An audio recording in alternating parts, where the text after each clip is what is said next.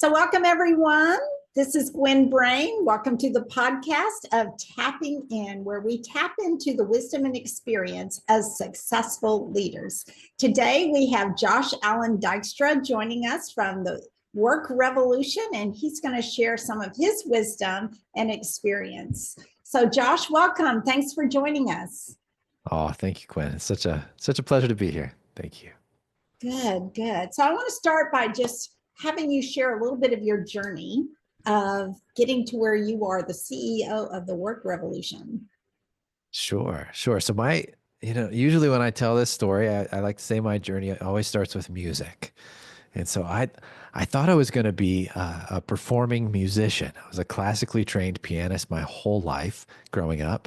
And then I started playing a lot of other instruments like guitars and drums and things, and in high school and college and thereafter. And so I thought, man, and I've always been a make a dent in the universe kind of person. And there's something so special about music. So I thought that would be my way to leave my dent. Um, it wasn't, spoiler alert. I still love music more than just about anything. Uh, but what I discovered when I tried to do music as a business, it was remarkably difficult to do things like make money, and pay your rent and like buy food. And so I thought, wow, this is really really something other than what I thought it was. And so what could I do instead? And eventually I kind of came across the world of speaking and writing and consulting. And there's a lot of performance art in speaking and writing. And still get to be on stages, and I still get to write, not songs, but I get to write books and articles. And I still get to be up in front of people and sharing things. And so there's a lot of like transferable skills, I guess is what I found. Um, Mhm. but the big thing I noticed when I was making this transition was so when I back in kind of the confusion period when I didn't know what I was going to do next, I reflected on all the strange jobs that I had when I was a musician, right? Because you work all these different things to pay the Right. bills. And I was reflecting on this, and I made this connection. And the connection was that when my job was good, my life was good. And when my work was crappier, my manager was crappy, my life was crappier. And I thought, well, that's an interesting kind of observation. Then of course, I did it. Just you don't have to do much research on this before you realize that, A, this is everybody. This is an everybody problem, not a Josh Right. problem. And then B, right, like, wow, it's everywhere, right? Like, if I really wanted to like make a dent in the universe, like this would be a great way to do it. Make work suck less for Mhm. people. And so I set out on that path, I don't know, 16 or 17 years ago, just trying to figure out how to make work suck less for people. And so I did kind of the traditional things, consulting, coaching, workshops, assessments, leadership retreats, team building sessions, right? All that traditional stuff. Um, I did that for a long time. And then I started to build some product companies. We did a coach certification business, and then we did a tech company for the last 5 years, but all in the service of this mission of trying to create work that is life giving for people instead of life sucking. And so that's what we do. So in terms of the work revolution, it's the same mission as it's been. And what I like to say with revolution, right? It means a turnaround, right? Right now, work serves very few people are Mhm. served by the way that we work now. We need a revolution in the way that we think about and do work. And so the mission continues. Yeah, that's awesome. That's awesome. What do you think your biggest win has been in this journey? Yeah, I think this is such an interesting question. I think, I've tried at a number of points in my career to like get the big financial win. I Oh, thought yeah. the I thought the tech company that we were just building, I thought maybe that would be a big, financial win. And so I haven't quite had like that big one yet. But when I think about the wins as I was reflecting on this question, the what really came up for me is the things that feel like wins to me are when ideas or principles get made real. So, Mm-hmm. right, so things that I believe in or teach or help others try to understand, when those things turn into real things in the real world, man, that feels like a win bigger than almost anything else I can imagine. So I a couple of examples of this, like in the work context, we had a team that was just like literally split in half. Like when they got into a room together, they would literally go to opposite sides of the room and not talk to each other. Wow. And they started using our Love Work program, and were able to reconcile. Like through these practices, they were able to bring this team back together. And I thought that's a win. We did some really cool things in the healthcare space with the tech product. We were working, that was like right during the pandemic. So we worked with two frontline healthcare teams during the pandemic, and we reduced their burnout on over 90% of the things we measured in 90 days. So Wow. that was cool. We took one team from 38% yearly turnover to zero and held it there for a couple years. So, yeah, I helped rebuild a performance management framework at the global level, and I just talked to the chief talent officer there, and she was like, "Yeah, this is still going, 6, 7 years later, and I think it's maybe the most impactful thing that I got to work on when I was at this company." And we're like, so stuff like that is really cool. Yeah. Um, and then the other things that I thought about too are kind of like personal wins, right? The other things but same idea, right? It's like when these principles or teachings become real things that help real people. That's just what I love. So a couple of years ago, I got to work with an entrepreneurial like small business, and the owners of the business were this husband and wife, and they had their daughter starting to work with them too, and they just couldn't figure it out. Like they were just at odds, and they could not sort it out. And we did a workshop together, and they learned a little bit about this thing that we teach called energy intelligence, and they were able to reconcile that relationship with their daughter. And like I just caught up with them this last summer, and they are just like they still have this moment of like being able to reconnect. It's just like that kind of stuff, it's just Yeah. those are magical wins for me. Yeah, that's awesome. I love hearing that. I love how you use some of the same skills and processes in your personal life as you did in the workplace and working with people. So that's fantastic. Yeah. And I'm Yeah. sure there are people that have taken your course or been part of your program that also took it home and utilized some of the principles in their relationships or how they were running their house. So that's I, wonderful. Yeah, I love I to hope see I that hope so. crossover. Yeah, yeah. Yeah, I hope so. Right, that is my hope, and I see it a little bit with my kids sometimes. Right, like so, I've got two daughters right now. They're 9 and 11, and every once in a while, I hear one of them say something to the other, where they're like, it's like, oh, that's something I could have said, right? And it's like, right, those just like little tiny things where it's like, okay, they're getting like these ideas are getting in there, and they're becoming real for other people, Right. and that's just so special.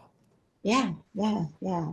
Well, I like to hear about how people are gaining strength and resilience through their job as well. Like, have you run across struggles or challenges in your No, just career? kidding. Oh, just it's smooth path, right? Just for you, no ups, downs. Okay, great. We don't like you anymore. No, I'm just joking. But Oh, yeah, if only that were the case, right? if only that were the case. Yeah, I If wrote only.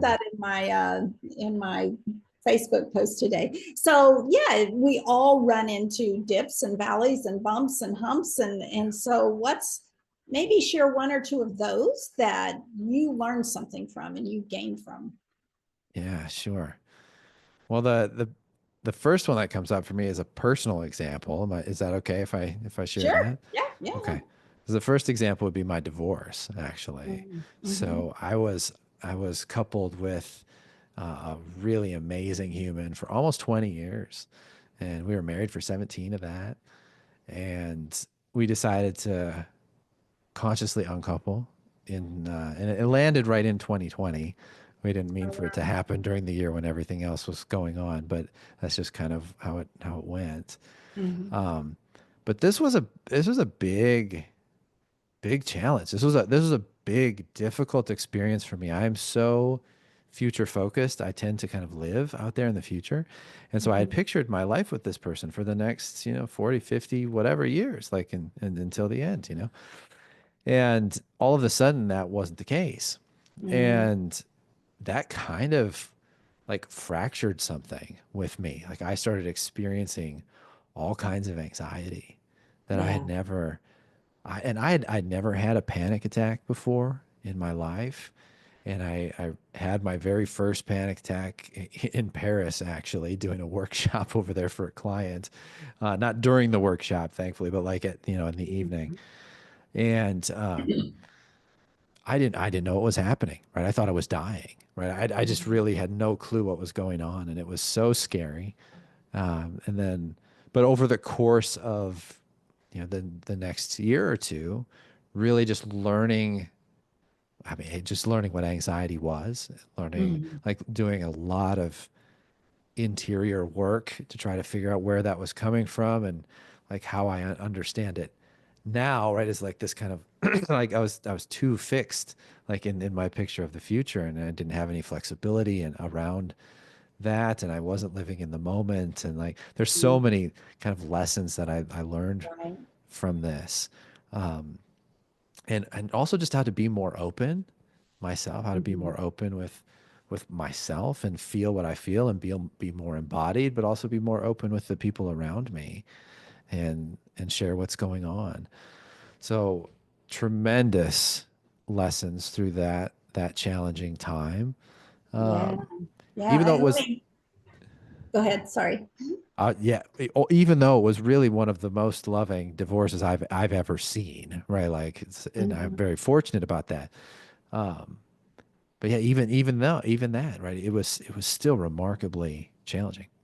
Yeah. Yeah. And the funny part about it is that a lot of times we think we're high functioning individuals. Why are we having a panic attack? Like if you didn't see yourself as having anxiety up to that point or anything Yeah, like that, and then suddenly this panic. Yeah. yeah, So I've had a similar experience more than yeah, once. Yeah. yeah, But where you just are caught off guard. Yes. A little valley in the road you weren't seeing ahead yeah, of. Yeah. yeah. So yeah, that's a big one for me because I think the learnings there really were very much internal, right? It was kind of looking at my own stuff, like Yeah. what did I bring into this relationship that kind of created this outcome? What do I want to not repeat in future relationships, right? How can I Yeah, there was a lot of that was a major introspection time of learning around Yeah. that one. Yeah. Um, and then let's see, the other one that I would talk about is, just the constant kind of challenge of becoming a tech company. Mm-hmm. So I, ran, like I mentioned briefly, right? I service-based businesses effectively for a decade plus. And then I wanted to get more into the product focused businesses. And and then I specifically wanted to build a tech product. And the challenge of trying to build technology, I thought I appreciated the complexity of it, Mm-hmm. right? I've got a lot of smart friends who have done this. I did a lot of interviews and conversations and picking people's brains and like really trying to get my arms around, okay, what am I getting myself into? Right? I did not just like throw myself into this blindly. I really tried to do it smartly. Um, and yet, there was just still so much I couldn't know. I didn't know. Right. And just I mean, just so many challenges. And it really was such a roller coaster ride the last 5 years of my life trying to build this tech thing. Because I mean, biggest learnings for me were around fundraising, and that like how to intersect with the venture capital community, the angel investor community, like just that whole world was completely another planet to me 5 years ago. So that was a huge learning curve. um, Developers, right? Coders, like learning how to lead those that particular type of human. That was a whole learning adventure for me. And then, we also had some challenges at the owner level, right? In terms of our like the business partners who started this thing. One of my business partners actually defected from the project at a certain point and left a whole big mess. And like, so dealing with that, like trying to contend with those things. So yeah, depending on what you want to talk about in there, like there's a Yeah, lot of lessons, but I'm curious where you would like to go. right, right. So I know I'm probably reading into this a little bit, and if I'm off base, that's totally okay. Just tell me. But I noticed that when we hold on to things, whether it's an idea about something, we're just grasping and holding on. And I'm wondering, did you notice yourself doing that some in this business as you're Mm, trying to get it going? Like, no, this is the idea. No, this is the thing, yeah, grasping and holding on and having a hard time letting it evolve. yeah. I tried as much as best as I was able to hold the mission and Mhm. not the product or the idea. Okay. So as much as we could, right? Then what gets interesting about that though is it becomes a really fine line at some point, because especially after you've like tested it out a while, or you've tested this product and you've had a lot of people use it, you've had a lot of people give you feedback, and then you've got to make product focused decisions about, okay, it's going to look like this and feel like this and do this thing. It is hard to get not, to stay not attached Right, to right. some of those perspectives that you feel like are experience, Mhm. not just opinion, right? At a certain point, it becomes like, no, I think like the users have told us they like this, and this is how it works, and it does become a little bit of a fine line to know like what am I holding on to too tightly, and what do I need to let go of. I think that's a constant challenge in that kind of space. Yeah, but I see that kind of in your personal life too, right? You had to be more mindful of yourself and how you were doing relationships. And then when you get to the business world, you have to do the same thing. You have to be Mm. more mindful of how you're showing up. You have to be more mindful of what you're doing. And I imagine that's part of the work revolution too, is learning to love work, is showing up and being your best self, showing up and engaging in a very mindful way where you're really participating in what's going on. And Yeah. so that's wonderful. So I think that's a lesson all of us can learn, right? Mm. Is just to be more present and more mindful and less attached. Yeah. Yeah. Yeah. I think those things are deeply connected.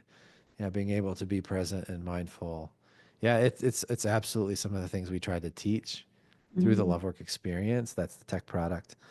Um, and yeah. And just as a company, we tried to really like eat our own cooking with that, as much as we were able to. And then I think we did pretty good. We had a really wonderful team.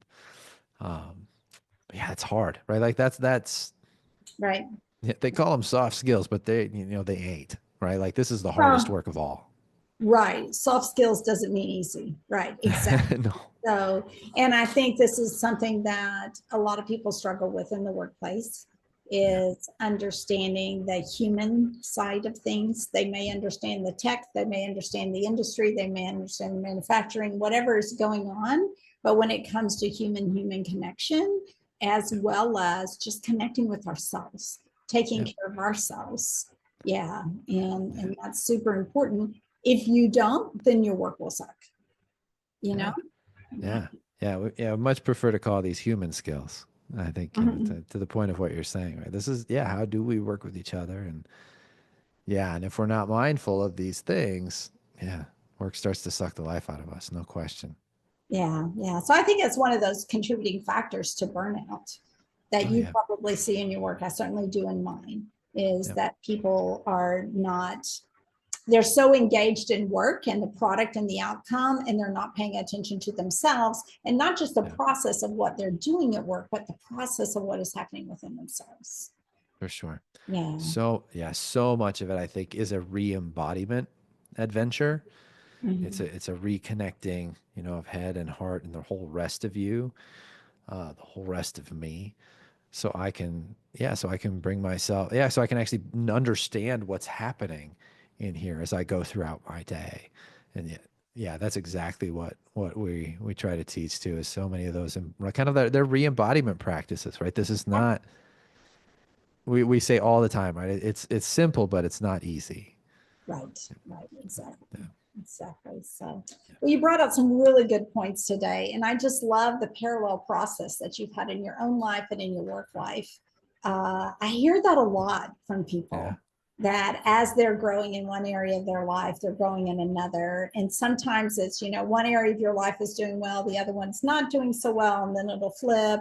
But most of the people that I know who've become extremely successful leaders allow the process to take them where it needs to go, so they can grow and they can learn from these challenges and celebrate their wins in a big way. So I appreciate you sharing that whole journey with us. Oh, thank you. Thank you for asking. Thanks for having me. I'm super Yeah, grateful. great. Thank you. And once again, I want to say thank you to all our listeners for following along with us as we tap into the wisdom and experience of successful leaders. And thank you, Josh, for being with us today. And I will see you guys next time on Tapping In.